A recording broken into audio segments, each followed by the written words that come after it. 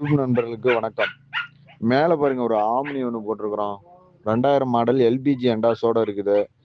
Salem number. பாடி line தெளிவா இருக்குங்கண்ணா. Engine குவாலிட்டியா இருக்கும்.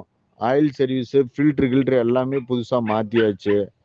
வண்டி குவாலிட்டியான வண்டி. சீட்டு கீட்டு எல்லாமே டேமேஜ் ஆகாம நல்லா இருக்கும்.